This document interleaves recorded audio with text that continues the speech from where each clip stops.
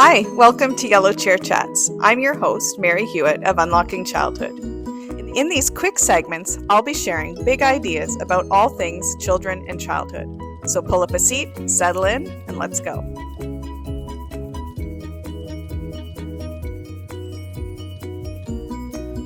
A couple of years ago, I started gardening.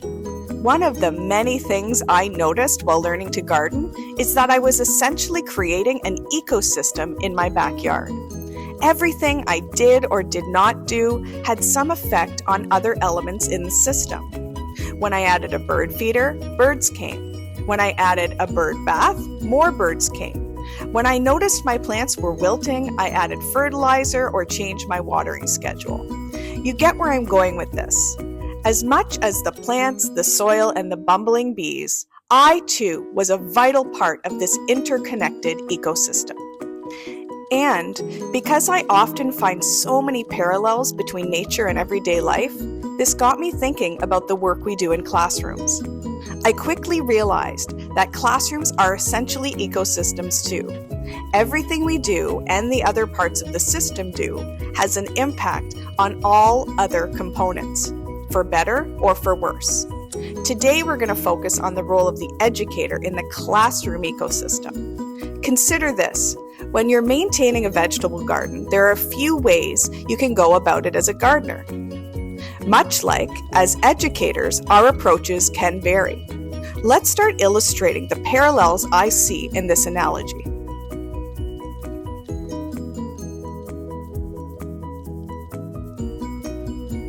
First, we'll start with what I call the detached gardener. This is the one who plants the seeds, does some of the work in setting up the garden, and then walks away. The watering schedule is sparse and random, and they attend to the garden when they have time. Inevitably, this approach creates a garden that rarely produces any harvest. When paralleled with our practice, this analogy represents the educator that does the basic necessities required to keep the classroom functioning, but is often a step removed from the deeper work. During playtime, they might have some materials in bins on the shelves, and they find themselves sitting on the sidelines supervising as children play, with minimal facilitation, provocation, or scaffolding of the learning.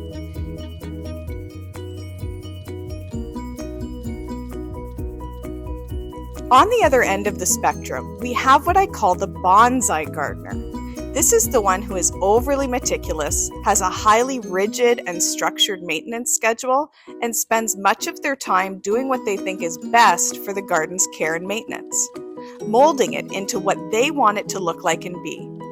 When there's an issue, they are quick to try and fix it without much pause, research, or caution. They are certain that they themselves are the ultimate solution to all garden-related ailments. This causes over-pruning, over-watering, over-correction, ultimately stunting the potential and harvest of the garden once again.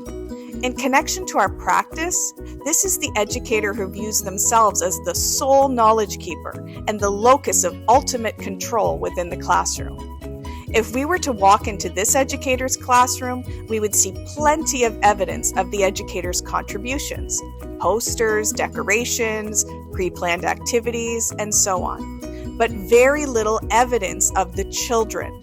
This is the high teacher-directed approach to education and care, where highly structured activities are offered to children with a laundry list of rules for engagement with the materials and play spaces. The bonsai educator is still disengaged from the children and happenings in the space, but in another manner, by providing highly predictable, overly structured schedules and systems, resulting in a diminished focus on the in-the-moment learning and relationships with children. The voices and perspectives of the children go largely unheard, with little focus on their competencies and the many ways they can contribute to the classroom dynamics.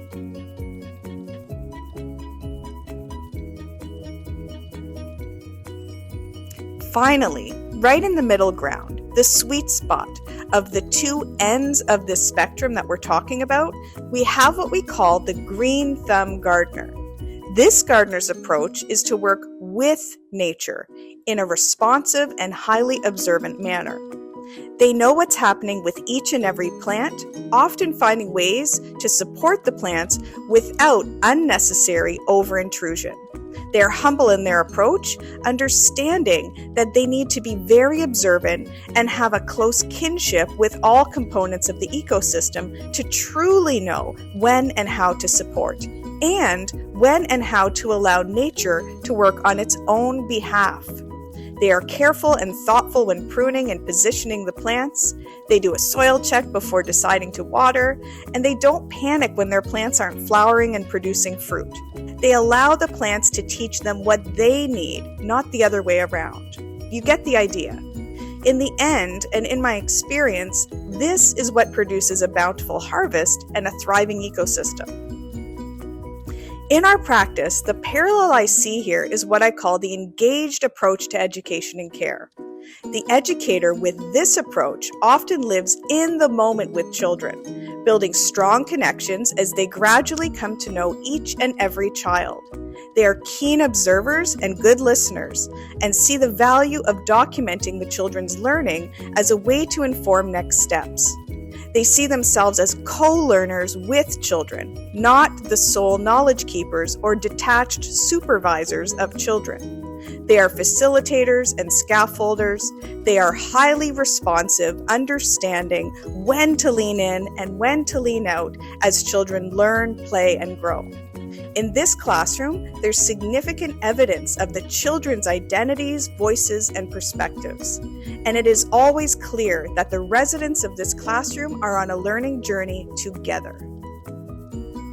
So we've created this spectrum, the detached, minimally involved educator who often finds themselves on the sidelines, the bonsai, high teacher-directed educator who is also disengaged by way of an over-reliance on system structures and rules, and then we have the optimal, engaged, green thumb educator who is highly engaged, present, open, and responsive. Now we can reflect on where we see ourselves landing in terms of different aspects of our practice as educators within our classroom ecosystems. And when we notice ourselves leaning too far in one direction or the other, we can realign ourselves and once again hover around that important, rich middle ground where all the learning, connection, and magic happens alongside children. But to do so, we also must understand that being an educator is an act of confident humility, meaning we are secure in our expertise as practitioners and allow that to show up in our work, while also continually recognizing that children have so much to teach us. This ensures our classrooms function as thriving ecosystems where all components have a key role to play and are equal contributors within the bustling classroom community.